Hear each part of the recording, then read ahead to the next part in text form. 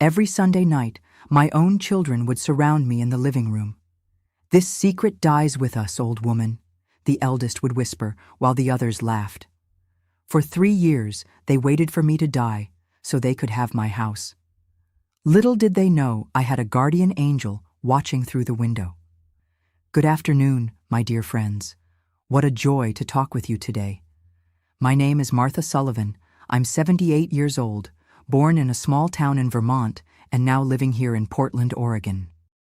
I'm sitting on my porch where I can see the garden I planted with such care. The dahlias are starting to bloom, you know? This time of year they look so beautiful, with colors that brighten the day of anyone passing by my house. These days, my greatest pleasure is decorating spaces. Look at this embroidered pillow next to me, made by these calloused hands. I also enjoy rearranging furniture, moving pictures around, creating compositions with plants and antiques. My home is like a living museum that changes as my heart desires. Neighbors often stop by for coffee and to see what Miss Martha has come up with this time. I became interested in decoration when my late husband, Theodore, gave me a home decor magazine back in the 70s. Back then, having magazines like that was quite a luxury. I would spend hours admiring those spaces and thinking, one day my house will be like this, cozy and beautiful. And it was from those worn pages that this passion was born, one that stays with me to this day. The living room where I am now was entirely decorated by me. On the walls, I placed family photos, some macrame work I learned to make by watching videos online. Yes, this old lady knows how to use technology. And a large mirror I found at an antique store. They say old mirrors hold stories of those who've looked into them. If this mirror could speak, oh, the tales it would tell. And you, my dear viewers watching now, tell me in the comments, from which little town in America are you watching? And what time of day did you find this video? Sipping coffee in the morning, during your lunch break, or already tucked in bed? I always read all the comments and feel so happy knowing where you're from and when you set aside time to listen to this grandma's stories. Let me know, okay? Let's create a chain of kindness. Today, I'll share with you a story I've kept in my heart for a long time. A story about family, about pain, but also about hope and justice. Because, my dears, sometimes danger lives within our own home, coming from those who should protect us. But life has its mysterious ways of fixing things, and sometimes we're not as alone as we think. Let me grab my shawl as the afternoon starts to cool down, and I'll tell you how I discovered that a child's true love can be stronger than the greed of many. I was born in Vermont, as I mentioned, in a simple wooden house with clay roof tiles that let in a bit of rain during storms. My father, Harold, worked in the fields growing corn and wheat, while my mother, Olivia, took care of us and did sewing work on the side. There were 5 of us siblings, me, the youngest, my sister Zelda, and my 3 brothers, Douglas, Oliver, and Jerome. Days of hard work, but also of great unity. Our house was at the end of a dirt road. The roof, when it rained, made that little noise that still lulls me during sleepless nights. The floor was packed earth, smoothed by the straw broom that Mama swept with every blessed day. The walls were made of boards that left cracks where the wind came whistling through, bringing the smell of the wilderness, and in winter, a bone-chilling cold. My childhood was one of bare feet and busy hands. By 7, I was already helping Mama grind beans in the mortar, wash clothes at the creek's edge, and tend to chickens in the yard. While town girls played with porcelain dolls, I made mine from corn husks, decorating them with fabric scraps from my mother's sewing work. But don't misunderstand me. I was happy, very happy. The simple life teaches us to value what truly matters. School was far, about 3 miles of walking. I went with my brothers, always barefoot to save our only pair of shoes, kept for church days. At school, I learned to read with Mrs. Norma, a lady with hair pulled into a tight bun and eyes that seemed to see into our souls. She was the one who gave me my first book, a book of poetry that I still keep as a treasure. On Sundays, after church, the whole family gathered under the big oak tree in our yard. Daddy played the guitar, Mama made cornbread with milk that was delicious, and we children ran and played until sunset. It was our sacred moment, you know. That time when we were simply happy together. My mother had a saying she always repeated, "Child, life is like embroidering cloth. It looks pretty on top, but underneath, the knots hold everything together." I only understood what that meant many years later, when life started showing me its tightest knots. When I turned 15, I met Theodore at a 4th of July dance. He was the son of Italian immigrants, worked in carpentry, and made the most beautiful furniture in the region. Tall, with green eyes and a shy smile, he won my heart as soon as he asked me to dance. "Girl with blackberry eyes," he called me, because he said my eyes were dark and bright like that fruit. We dated for 2 years, always with my father sitting on the porch, watching from a distance. In 1962, we married in a simple ceremony at the town's church. I was 17, he was 22. The following week, we moved to Cedar Rapids, Iowa, where Theodore had gotten a job at a large carpentry workshop. It was hard leaving my family, but the heart goes where love calls, doesn't it? In Cedar Rapids, we started our life in a small rented house. With time and hard work, Theodore prospered. He opened his own carpentry workshop, and little by little, we built our big house, the one that would be the stage for so much joy, and later, so much pain. The years passed, and God blessed us with 6 sons: Oscar, Arnold, Arthur, Isaac, Aaron, and William, the youngest. I raised them all with much love, teaching the values I learned from my parents: honesty, hard work, and respect for others. While they were little, our house was full of laughter, childish quarrels, and the happy noise that only a large family knows how to make. William, my baby, was different from the others from a young age. While his brothers were rougher, liked to run, fight, and get into trouble, he was calm, enjoyed books, and had a sensitivity that reminded me so much of his father. "This boy wears his heart on his sleeve," Theodore would say proudly. He was the only one interested in his father's carpentry, spending hours learning the craft, while the others preferred business, commerce, quick money. Our house in Cedar Rapids was large and old, with a garden in the back where I planted my flowers and herbs. It had a porch that wrapped around the front, tall windows, and a spacious living room where we held our family gatherings on Sundays. It was in this house that I lived through the best and worst phases of my life. It was in this house that I watched my children grow, saw my Theodore leave this world, and learned that sometimes those who should protect you are the ones who hurt you most. Time passed, the boys grew up, became men. But children don't always grow up as we dream, my dears. Sometimes, life takes paths we never imagined. And that's how I suddenly found myself alone in a house too big, with a broken heart, and surrounded by dangers I never imagined I'd have to face. The years went by too quickly. My children grew up, Theodore's carpentry business prospered, and our life in Cedar Rapids seemed like a dream I didn't deserve. It was so beautiful. But as they say, after the fair weather always comes the storm, and ours arrived quietly, without us noticing. In 2010, Theodore started feeling chest pains. At first he hid it, said it was just fatigue, age-related. We were already in our 60s after all. But one day, while sawing a mahogany board to make a double bed that had been ordered, he collapsed. William, who worked with his father in the carpentry shop, was the one who helped him. I'll never forget the expression on my youngest's face when he came running home, telling me to hurry, that his father had fallen ill. At the hospital, the diagnosis was harsh. Heart problems. "Mrs. Sullivan, your husband needs urgent surgery," said Dr. C. Guthrie, taking off his glasses and rubbing his tired eyes. It was 3 months of waiting for a spot at the hospital in Des Moines. 3 months of anguish, of seeing my Theodore wasting away day after day, growing paler, weaker. During this time, our 5 older sons, Oscar, Arnold, Arthur, Isaac, and Aaron, would come to visit, but never stayed long.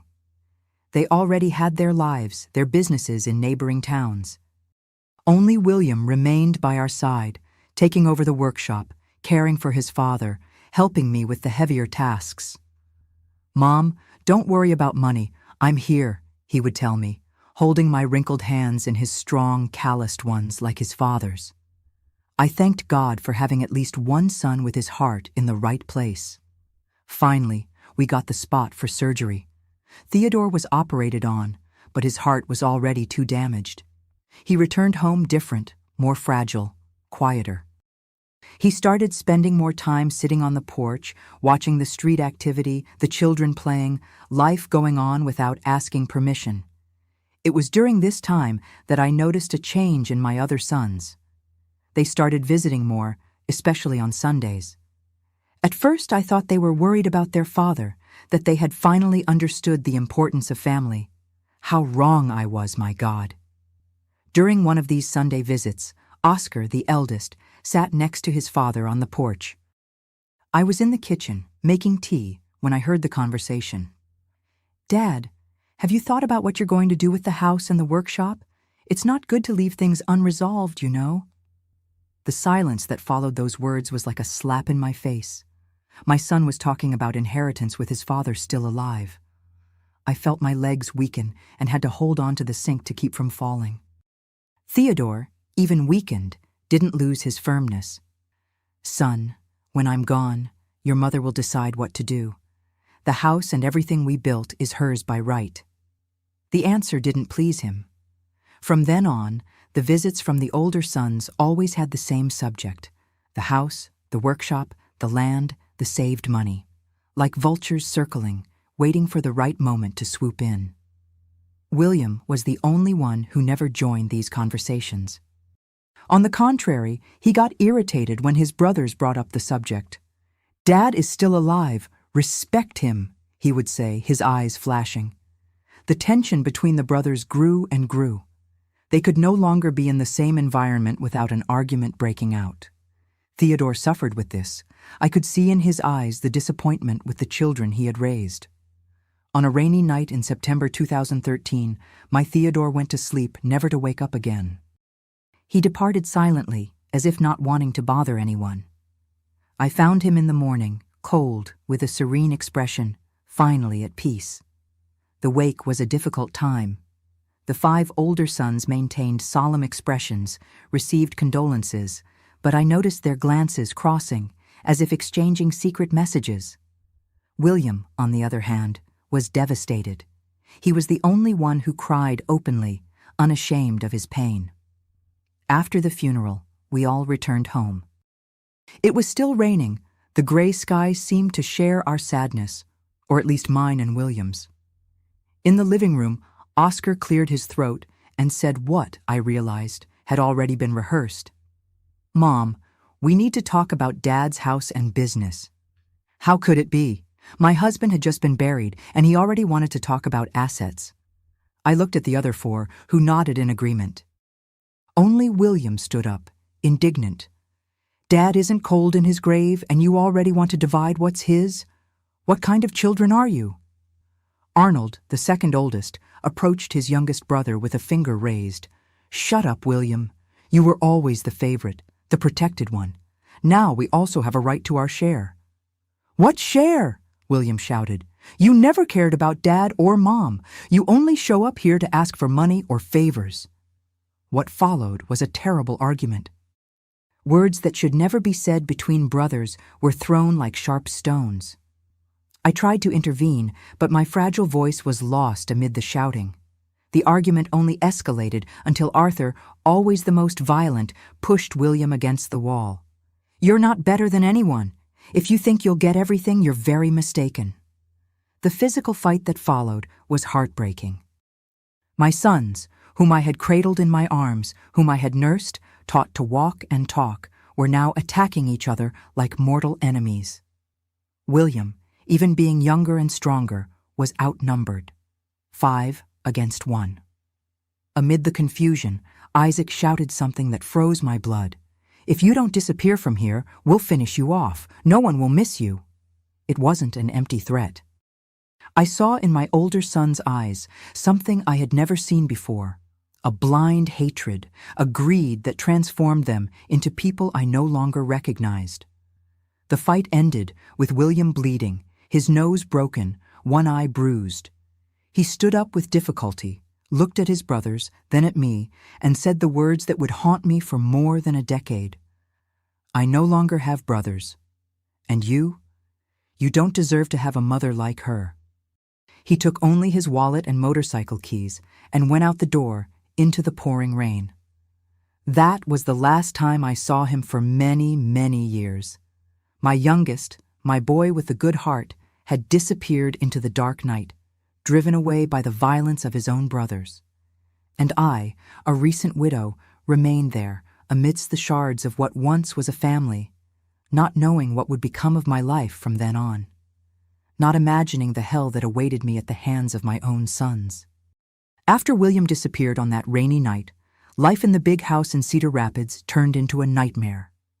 I was left alone, a 66-year-old widow, at the mercy of my own children. At first, they disguised their intentions well. They would visit me, ask if I needed anything, do shopping. Anyone who didn't know the situation might even think they were exemplary sons. But then, 2 weeks after Theodore's burial, Oscar appeared with some papers in hand. He was accompanied by the other 4 brothers. "Mom, I brought some documents for you to sign. It's to make things easier with the workshop, to avoid problems with the bank and taxes." I asked to read the papers, but Arnold, who worked in an accounting office, interrupted me. "You don't need to worry about this, Mom. They're just bureaucracies. You won't even understand these legal terms. It's better to trust us." Something inside me lit up a warning. Theodore had always taught me never to sign anything without reading it. I returned the papers and said firmly, "I'll take this to Mr. Jameson, your father's lawyer friend. After he explains it to me, I'll sign." It was like throwing water on a cat. Their reaction was immediate. Oscar snatched the papers from my hand.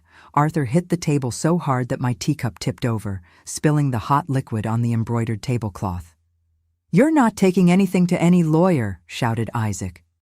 "Either you sign now, or things will get difficult around here." That was the first moment I truly felt afraid of my own children. I saw in their eyes something a mother should never see, a calculating coldness, a cruel determination.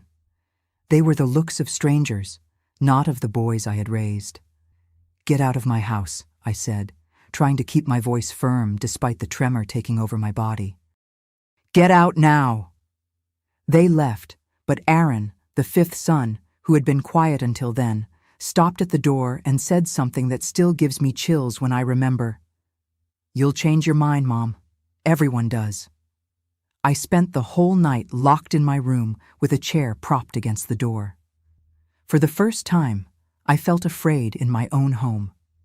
The next day, I tried to call Mr. Jameson, but the phone was dead.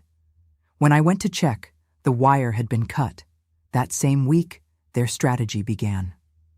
Aaron showed up saying that since I was alone, he would live with me to keep me company. I had no way to refuse. He installed himself in what had been William's room and little by little took control of the house. In less than a month, I could no longer receive visitors. "It's for your safety, Mom.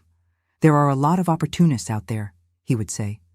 My friends from church tried to visit me a few times, but he would send them away, saying I was resting or sick. The phone was never fixed. My communication with the outside world was cut off.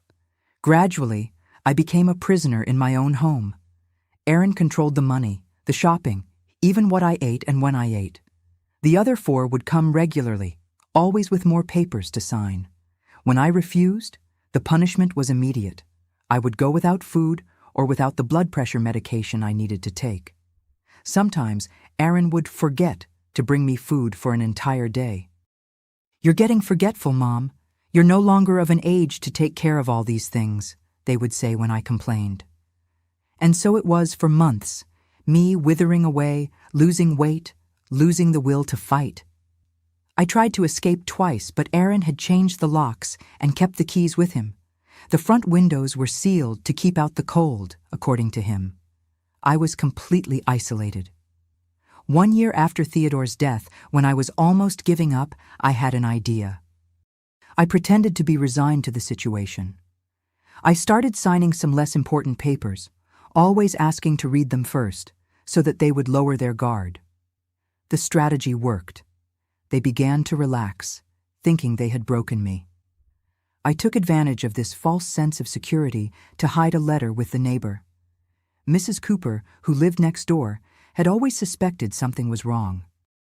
One afternoon while Erin was at the market, I managed to pass a note under the fence, asking her to deliver it to the police. She promised to help. But my sons had eyes everywhere. Someone saw Mrs. Cooper going to the police station and warned Erin. When he returned, he was with a rage I had never seen before. He dragged me by the hair to the bedroom and locked me there for 3 days, without food, only with a little water. Mrs. Cooper was never seen again. I later learned that her children had taken her to another city for health treatment. I'm sure it was out of fear. That's when the Sunday ritual began. Every Sunday afternoon, all 5 would gather at my house. Oscar, Arnold, Arthur, Isaac, and Erin would sit in the living room, drinking coffee they made themselves.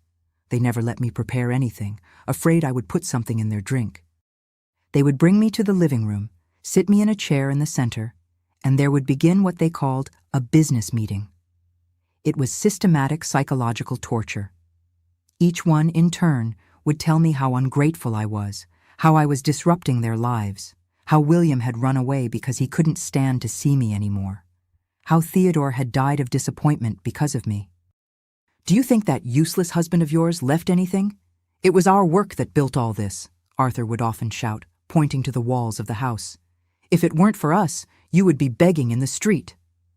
The words were like knives, each cutting deeper than the last. Sometimes it didn't stop at words.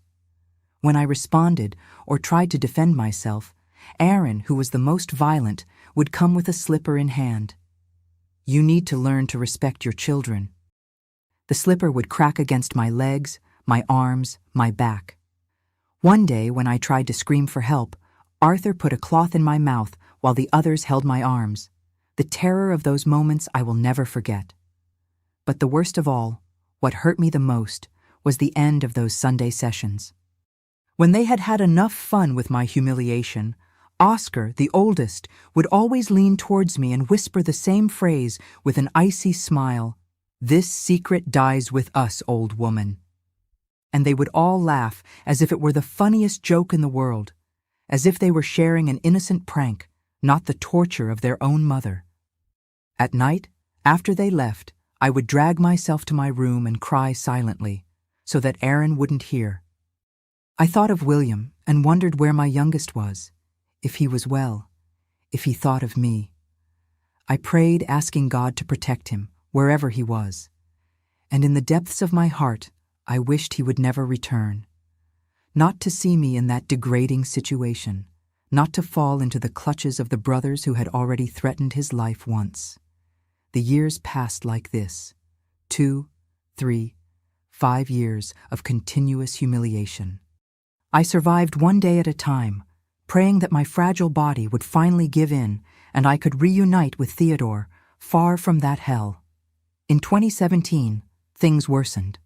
I managed to overhear a conversation between Oscar and Erin on the porch. They were talking about selling the house and the workshop, which by this point was practically abandoned.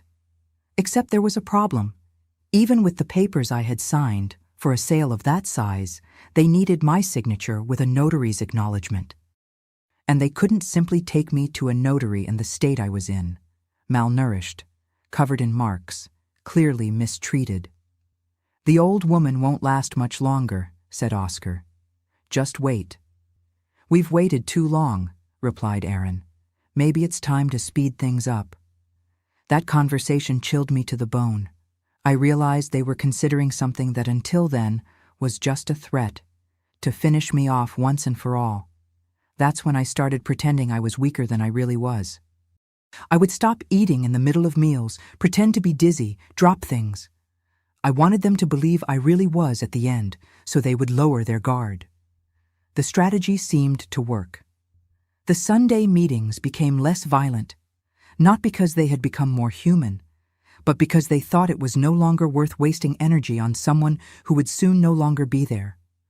But, as they say, hope is the last to die. And mine found new breath on the day when, cleaning the basement as ordered by Aaron, I found an old box of photographs. Among them, one caught my attention. Theodore, myself, and our 6 sons still as children, all smiling. I turned the photo over and saw a phone number noted in pencil. In handwriting I immediately recognized. It was William's. Could it still be the same number after so many years? Did my son still think of me? Or had he gone on with his life, leaving behind the painful memories? I kept that number in memory, repeating it mentally like a mantra, waiting for an opportunity. I didn't know when or how, but that number could be my only hope of salvation. And it was with this small flame of hope that I continued surviving, day after day, week after week, Sunday after Sunday, always hearing the same terrible phrase at the end of each torture session. "This secret dies with us, old woman." They didn't know, but I held within me the certainty that this secret would not die with me. Not while there was a thread of hope, not while William was somewhere, alive, perhaps thinking of the mother he had left behind. That phone number found on the back of the photo became my anchor, my thread of hope. The challenge was to find a way to use a phone without my jailers noticing.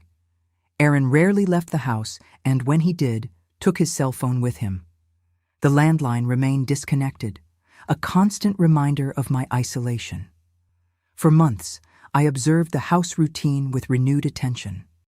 I had noticed that on Tuesdays, Aaron would go out to meet his brothers at Quincy's bar, where they discussed their business.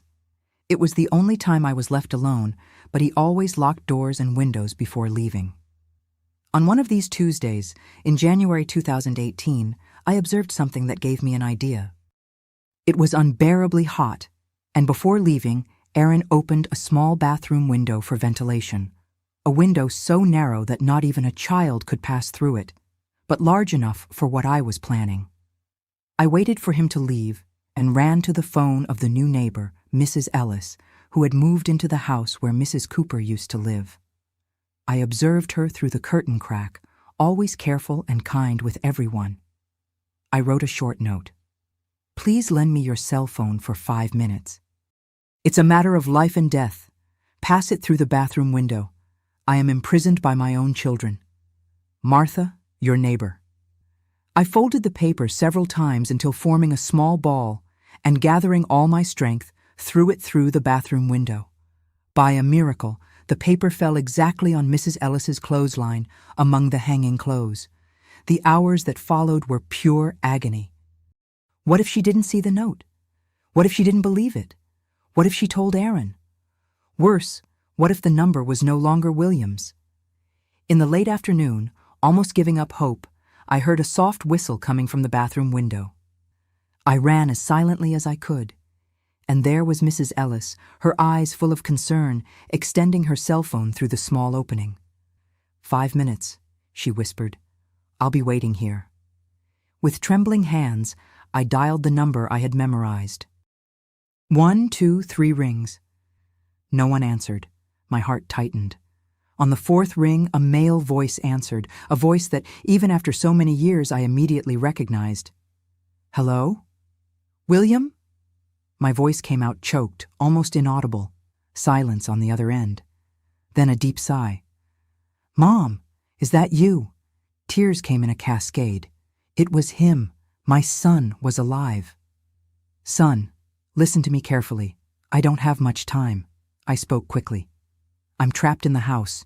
Your brothers. They mistreat me. They want everything. They're planning—" I couldn't finish. The emotion was too strong. The words choked. "Mom, calm down. I already know everything." That phrase caught me by surprise. "What do you mean?" "I never really went away," he explained. "I stayed in Marion, less than an hour from there. I always kept in touch with some acquaintances who told me how you were. I knew something was wrong, but I had no proof, and they are 5 against 1. Why didn't you come back? The question escaped before I could contain it. Because they would kill me, Mom. You heard what they said that night. And then what would happen to you? I needed to find another way. I heard the distant sound of a car. Aaron could be returning. I don't have much time. What do we do now? I have a plan, said William, with a firmness that reminded me of his father. I've already spoken with the police here, but they said they need evidence, a flagrant. Listen carefully. He quickly explained what we should do. It was risky, but possible. The next Sunday would be the perfect opportunity when all 5 would be gathered for their usual session. Can you hold on until Sunday, Mom? I've endured for more than 4 years, son. I can endure a few more days. Sunday, then. I'll be outside, at the big living room window, at 4 in the afternoon. When Oscar says that phrase, I know which one, my informants told me, you look at the window and say, look who's at the window, just that. I returned the cell phone to Mrs. Ellis, thanking her with my eyes, unable to express in words the gratitude I felt. She squeezed my hand through the window and said, I'll pray for you, Mrs. Sullivan. The next few days were the longest of my life. Each hour dragged, each tasteless meal, each humiliating order from Aaron. Everything was bearable now because there was an end in sight. I maintained my routine, continued pretending weakness and submission, while inside a flame of hope grew. On Saturday night, I could barely sleep. What if William didn't come? What if the plan didn't work? What if my other sons found out? I prayed all night, asking for strength to face what was coming. Sunday dawned clear, a beautiful summer day. Around noon, the cars began to arrive. First Oscar, then Arnold, followed by Arthur, and lastly, Isaac.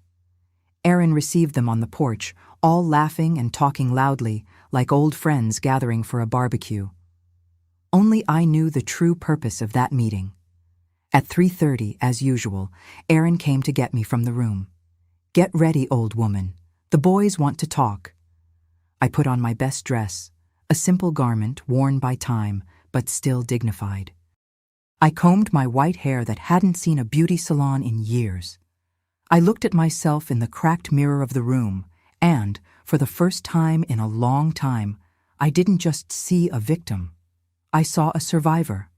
A woman who, despite everything, had not been broken. I was taken to the living room where the 5 were already seated, drinking beer and discussing money, as always. When I entered, the conversation ceased. Oscar pointed to the chair in the center of the room, the same chair where I was humiliated Sunday after Sunday. The meeting began as always. Accusations, insults, veiled threats. I felt time drag. Was it 4 o'clock yet? Was William out there, waiting? Or was it all just a cruel illusion created by my desperate mind? When I couldn't take it anymore, Oscar stood up, approached me and leaned over me, as he always did at the end of the session. His breath of beer and cigarettes nauseated me. I think you finally understood your place, didn't you? It's almost time to sign those notary papers. The house will be sold, whether you want it or not. I kept my gaze fixed on the window behind him. The curtains were closed, but a slight breeze moved them gently. Nothing to say?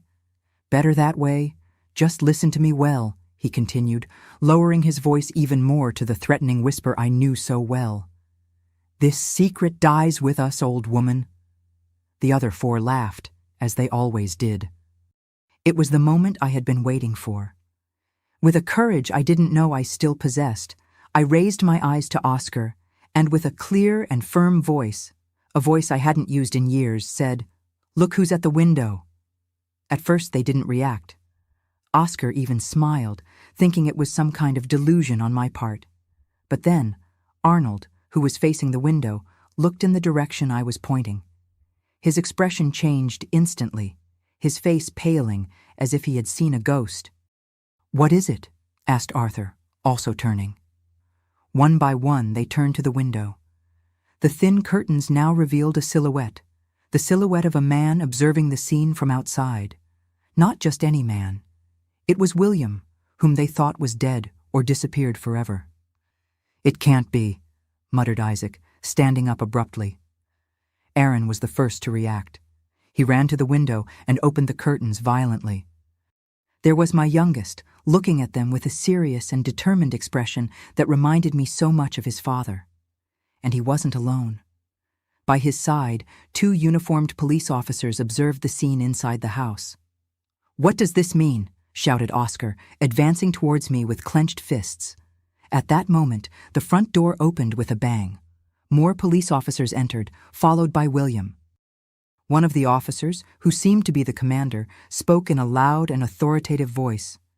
"Everyone stay where you are. We have a report of false imprisonment and mistreatment against Mrs. Martha Sullivan." My older sons were paralyzed, looking at each other in panic. "There's someone here," whispered Arnold, as if it wasn't obvious. "It's my son William," I replied, with a confidence I hadn't felt in years. "And he's not alone." The officers advanced, handcuffing my older sons one by one. They protested, shouted, threatened lawsuits, said I was crazy, that I had made it all up. But the evidence was there: my skeletal body, the marks of aggression, the locks on the outside of doors, the nailed windows. William approached and hugged me carefully, as if I were made of porcelain that could break at any touch. And in a way, that's how I felt. "It's over, Mom," he whispered. "You're safe now." That was, at the same time, the worst and best day of my life. The worst because I had to face the fact that 5 of my sons, whom I had carried in my womb and raised with love, had become monsters capable of torturing their own mother. The best because after almost 5 years of hell, I was finally free. As the police took my sons outside, I realized that despite everything, a part of me still loved them. It was a painful love, a mother's love that never completely extinguishes, even in the face of the worst betrayals.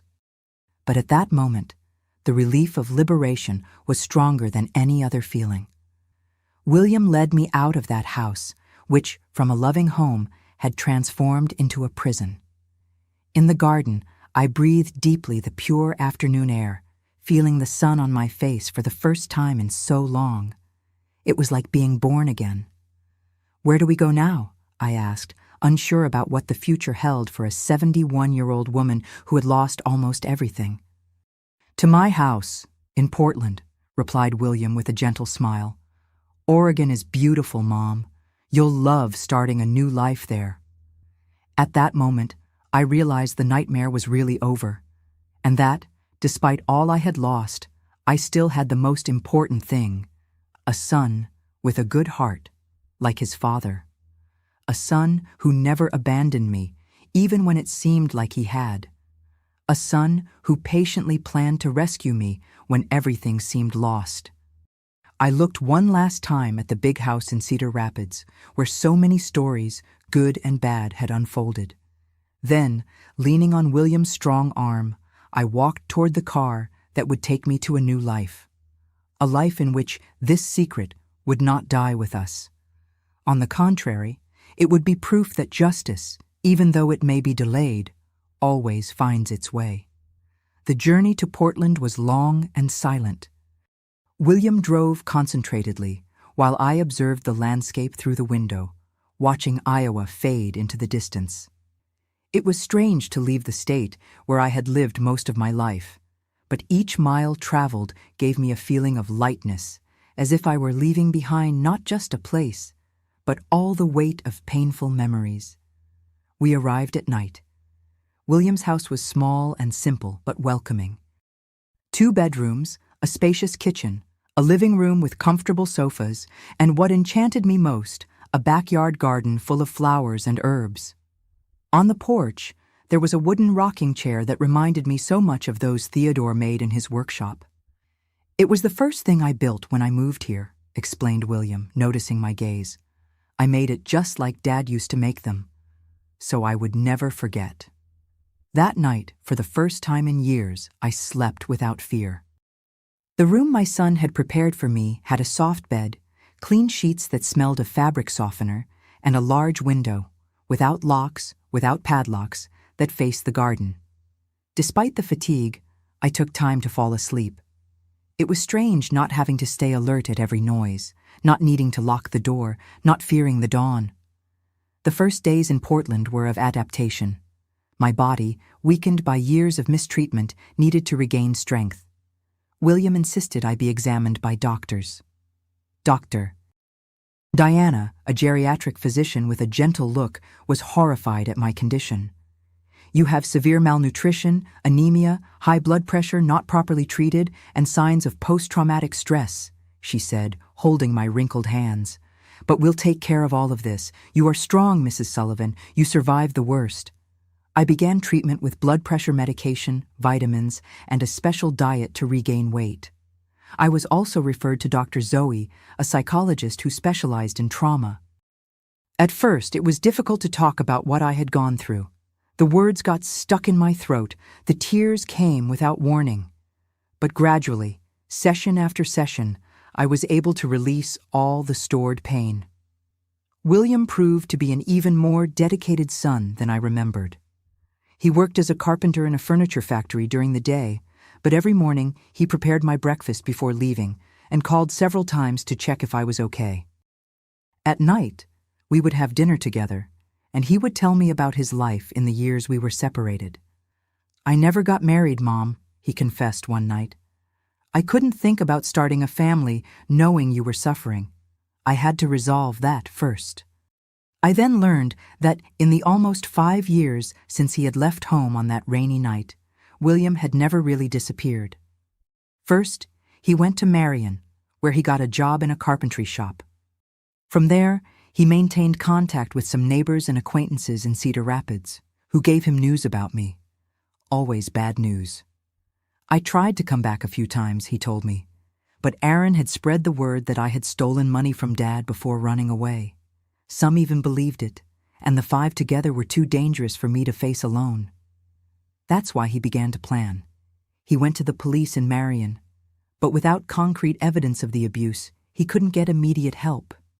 He saved money, documented what he could through neighbors' accounts, and waited for the right opportunity. When you called that day, it was like a miracle, he said, with tears in his eyes.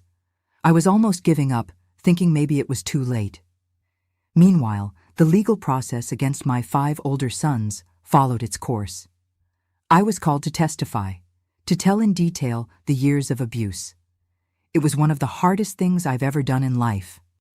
Looking into their eyes, now handcuffed and wearing prison uniforms, and reporting each humiliation, each Sunday of terror, each threat.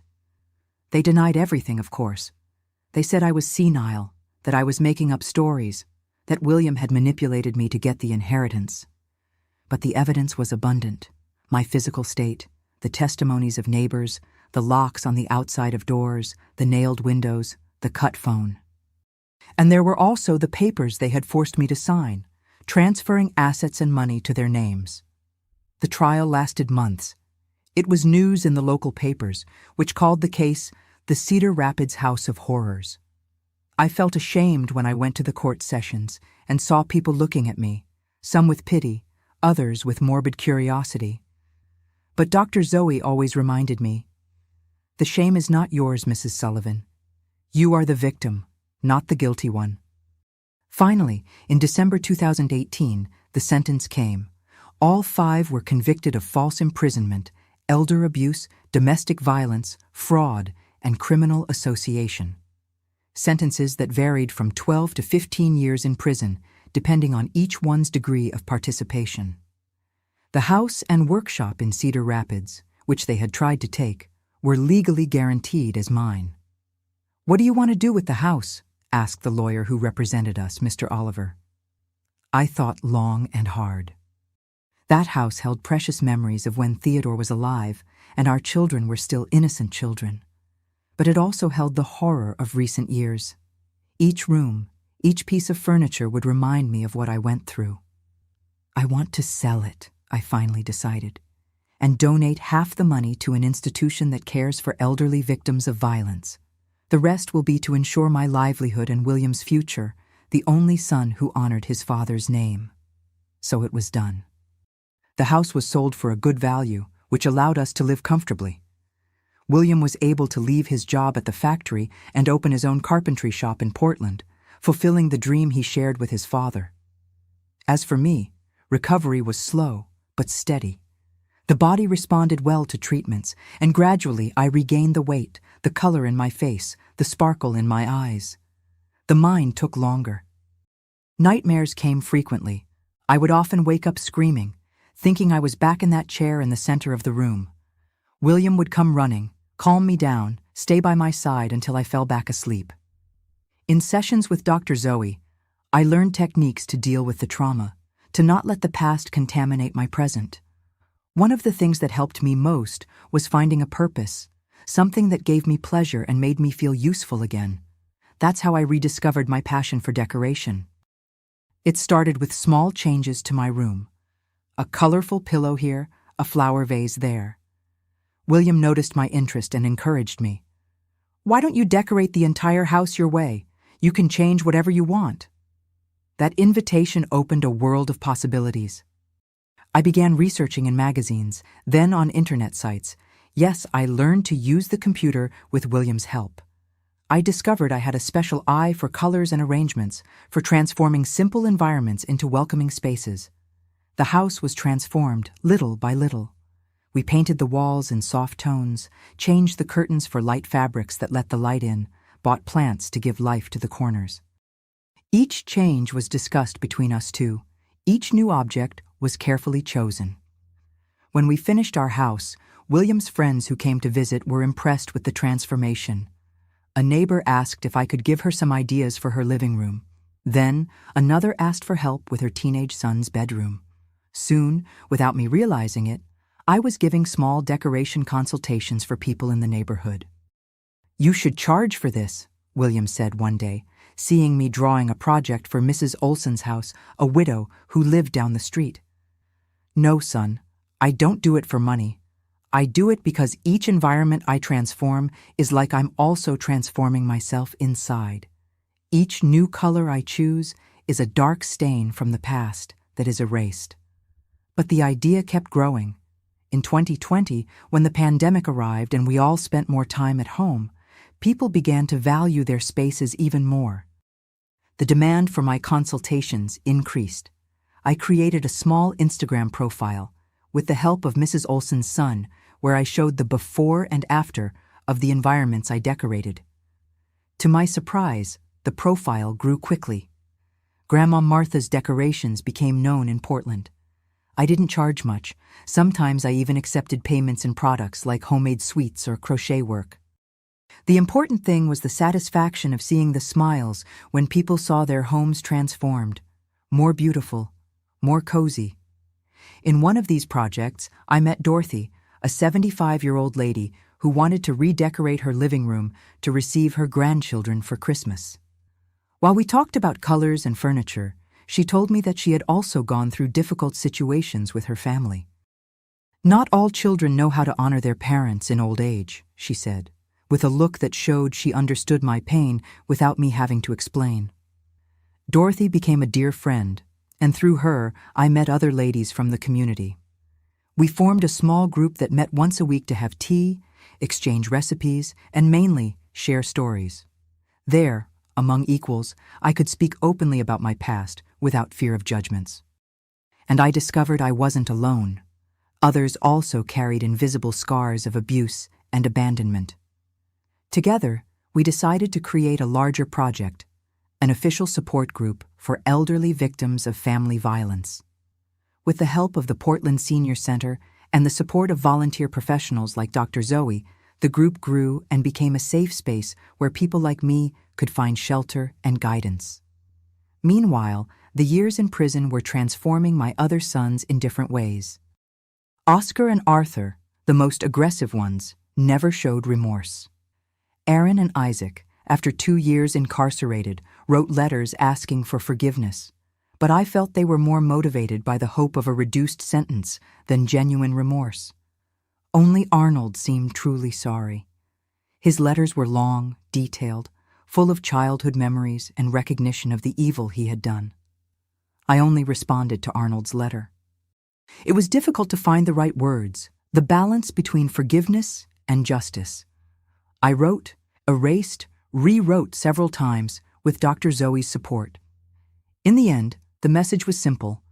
I forgave him as a mother, but that didn't mean forgetting or accepting what he had done. He needed to serve his sentence, and perhaps in the future, when he was truly regenerated, we could try to rebuild some kind of relationship. This decision to forgive, even with reservations, was liberating. I realized that hatred only kept me tied to the past, while forgiveness, not for their benefit, but for my own well-being, allowed me to move forward.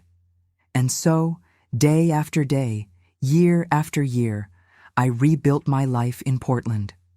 The house that I decorated with William became a true home, full of light, colors, and peace. My work with decoration, even modest, gave me purpose and joy. The support group grew, helping other people find their voice and their strength. In 2022, I received news that shook me. Arnold, after 4 years of exemplary prison behavior, had achieved progression to the semi-open regime. He wrote to me, asking if he could visit me when he had authorization to leave temporarily. I consulted William, consulted Dr. Zoe, and mainly, I listened to my heart. I decided that yes, I would receive Arnold. Not in our house, I wasn't ready for that yet, but in a public place, a cafe in downtown Portland. William insisted on being present, not out of distrust of his brother, but to give me emotional support. The reunion happened on a sunny spring day.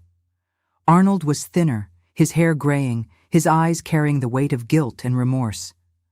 When he saw me, he cried like a child. We didn't hug. That gesture still seemed too intimate, but we shook hands. It was a beginning, small, fragile, but a beginning.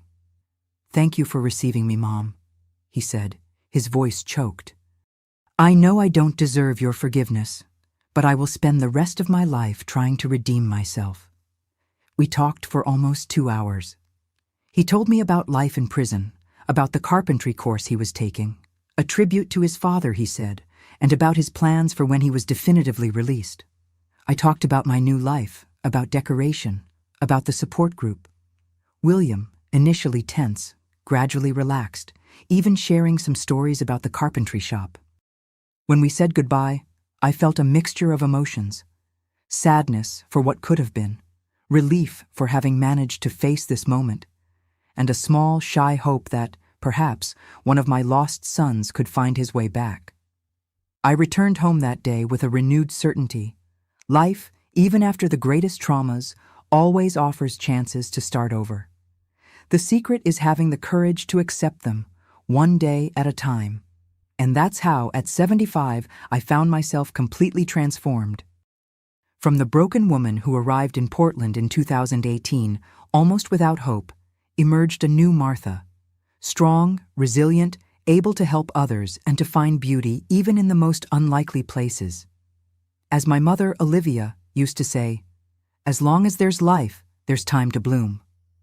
Today, my life in Portland is so different from those dark years that sometimes I wonder if it wasn't all a nightmare. My routine begins early. Old habits never die. At 6 in the morning, I'm already up, preparing a cup of coffee to drink on the porch while watching the sunrise painting the sky pink and gold. Our house, once so simple, now reflects everything I've learned about decoration. Each corner has a meaning, a story. In the living room, we keep only one piece from Cedar Rapids, the rocking chair that Theodore made when William was born. Fully restored, it now symbolizes not the painful past, but the continuity of the talent and love that transcended generations. William lives with me, but has his own space at the back of the property, a small house he built with his own hands. His carpentry shop prospers, specializing in handcrafted furniture that resembles his father's style, but with a modern touch that attracts customers from all over the region. He is still single, but a few months ago, he started dating Rebecca, an art teacher from the local school. When I see them together on Sunday, sharing the lunch I prepare with such care, my heart fills with a joy I thought I would never feel again. Grandma Martha's decorations has gone from being just a hobby to becoming my mission.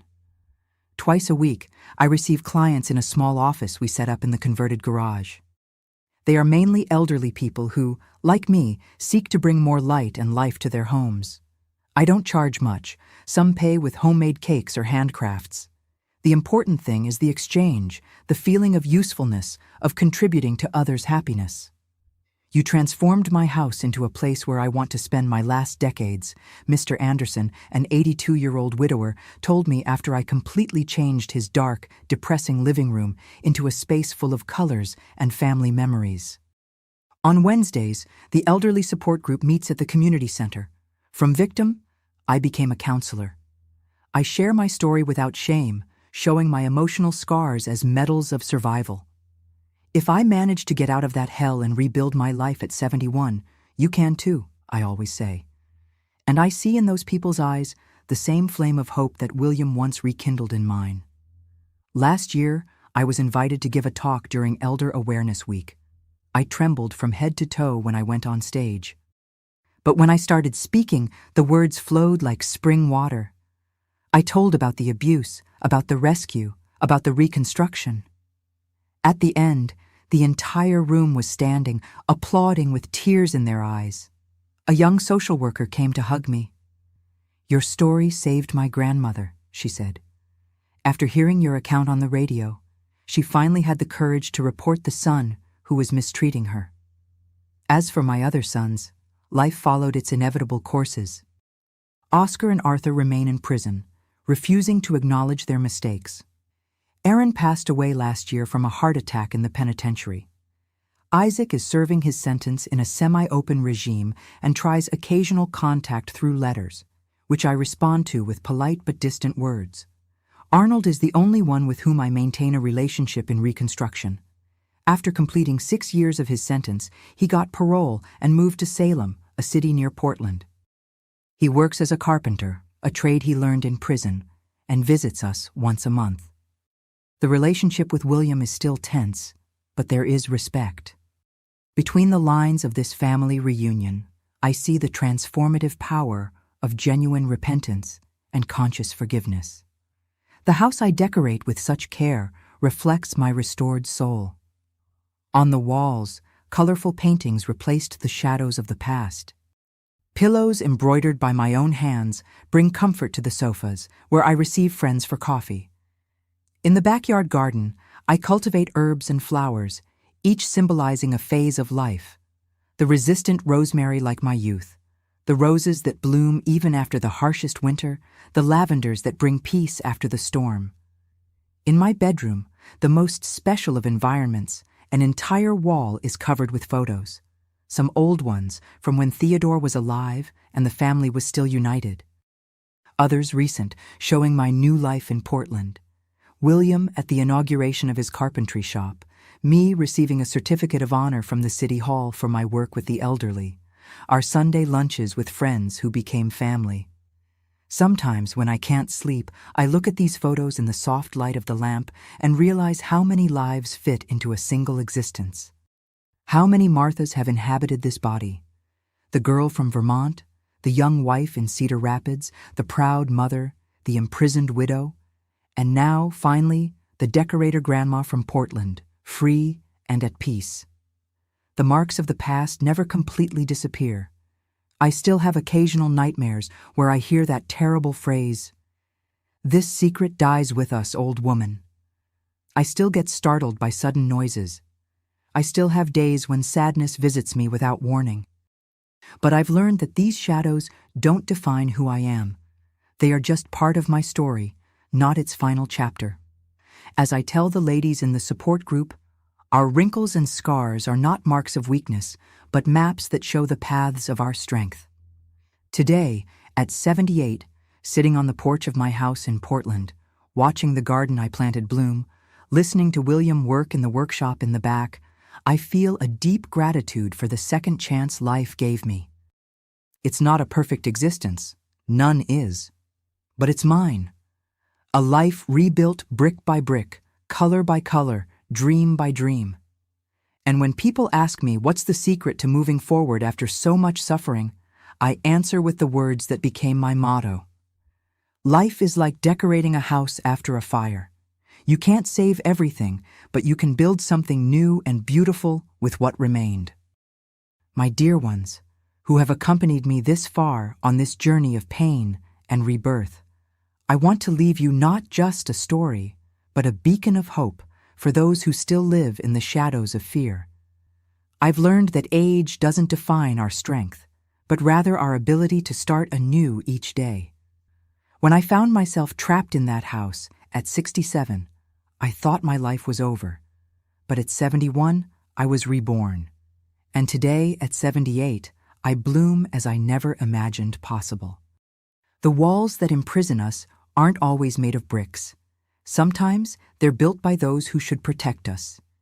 If you're surrounded by walls of abuse, know that there's a window somewhere, a window through which freedom can enter, as it entered my life on that decisive Sunday. My wrinkles are maps of survival. Each one tells a story of pain overcome. When I decorate a house, I'm actually decorating souls, showing that dark environments can be transformed, just like our lives. I discovered that my voice, even trembling, has power when I decide to use it. For years I remained silent, suffocated by fear and shame. Today, this same voice that barely whispered in Cedar Rapids echoes in lectures and support groups, touching hearts and saving lives. Life has taught me that even in the deepest darkness, our inner light never goes out. Even when my sons turned off the house lights to terrorize me, there was an inextinguishable flame within me, the same one William saw through the window, and that kept me alive until the rescue.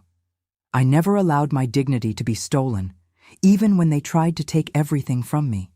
They could control my body, but my spirit remained free, planning, waiting, believing in better days. If you know someone who is going through what I went through, don't look away. Often, all an elderly person in an abusive situation needs is someone who believes, who sees beyond the facade of normality that abusive families build. Seek help. In every city, there are agencies for elder protection, specialized police departments, support groups. There is no shame in asking for help. The shame should be on the abuser, not on the one who suffers. To the sons and daughters who care for their elderly parents with love and respect, you are like my William, angels who honor the sacrifice of those who gave you life. Know that there is a special blessing reserved for those who water the roots of their own tree. And to you who are trapped in a situation that seems hopeless, hearing that this secret dies with us, I say, dark secrets cannot withstand the light of day. Expose them, even if your voice trembles, even if it seems impossible, even if no one believes at first. Truth has its own power, and sooner or later finds its way. Believe in the dawn, even during the longest night. I waited almost 5 years for mine. It was worth every minute of waiting when I saw my youngest's face in that window, bringing with him justice and freedom. Subscribe to the channel and hit the bell to receive more stories of overcoming that can help save lives. Each subscription is a shout against the silence that protects abusers. And leave in the comments the word window. Those who watched until here will understand the meaning. It will be our secret code, a reminder that, as in my story, salvation sometimes appears when we look at the right place at the right time.